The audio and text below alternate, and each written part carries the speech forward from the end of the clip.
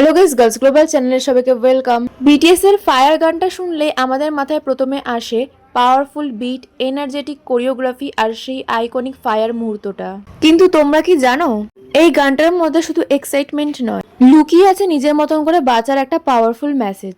তো আজকে খুব সহজভাবে বোঝাবো বিটিএস এর ফায়ার গানের মিনিং। তো চলো ভিডিওটা স্টার্ট করা যাক। গানের শুরুতে এমন একটা মানুষের কথা বলা হয়েছে যে নিজের জীবন নিয়ে কনফিউজড এবং এলোমেলো অবস্থায় রয়েছে।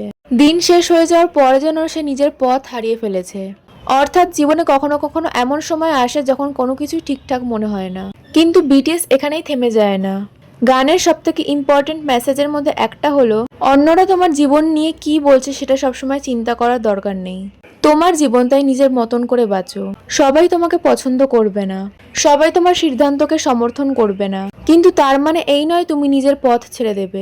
এরপর গানটা খুব সুন্দর কথা মনে করিয়ে দেয়, সবসময় জিততেই হবে এমন নয়। কখনো তুমি ফেল করবে, কখনো ভুল করবে, কখনো তোমার প্ল্যান কাজ করবে না, আর সেটা কমপ্লিটলি ওকে, কারণ একটা ফেলিয়ার তোমার পুরো জীবনকে ডিফাইন করে না। এবার আসি ফায়ার কথাটার আসল মিনিং এ। এখানে আগুন বলতে সত্যিকারের আগুন বোঝানো হচ্ছে না, এটা একটা মেটাফর। নিজের ভয়, নেগেটিভিটি, ফ্রাস্ট্রেশন আর অন্যের আননেসেসারি জাজমেন্টকে পেছনে ফেলে এগিয়ে যাওয়ার কথা বলা হয়েছে। গানের শেষের দিকে যারা ভয় পাচ্ছে বা কষ্টের মধ্যে আছে তাদেরও সামনের দিকে এগিয়ে আসতে বলা হয়েছে। অর্থাৎ তুমি একা নও, জীবনে যত সমস্যা থাকুক নিজের শক্তিটাকে আবার খুঁজে বের করতে হবে। এই কারণে ফায়ার শুধু একটা পার্টি বা ডান্স সং নয়, এর মধ্যে রয়েছে ফ্রিডম, কনফিডেন্স আর নিজের জীবনকে নিজের মতো করে বাঁচার একটা মেসেজ। আর একটা বিষয় এখানে খুব ইন্টারেস্টিং, এই গানটা এমন একটা সময়ের কথা বলে যখন মানুষ নিজের জীবন নিয়ে অনেক প্রেশারের মধ্যে থাকে। অন্যের এক্সপেকটেশনস, নিজের ফেইলিয়ার, নিজের ইনসিকিউরিটি সব মিলিয়ে মনে হতে পারে আমি কি সত্যিই ঠিক পথে আছি।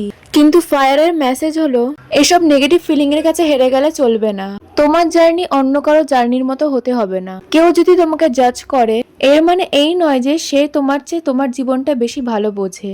তাই গানটার এনার্জি কাইন্ড অফ ফ্রিডমের ফিলিং দেয়। নিজের ভুলকে অ্যাকসেপ্ট করো, নিজের মতো করে বাঁচো আর সামনে এগিয়ে যাও। আর এটাই হয়তো ফায়ার গানটা সবচেয়ে পাওয়ারফুল দিক। গানটা তোমাকে পারফেক্ট হতে বলছে না, বরং ইমপারফেক্ট হয়েও নিজের কনফিডেন্স নিয়ে দাঁড়াতে বলছে। তাই গানটি যখন বলে ফায়ার, সেটা শুধু ক্যাচি ওয়ার্ড নয়, এটা যেন একটা মাইন্ডসেট। আমি থামবো না, আমি নিজের মতন করে এগিয়ে যাব।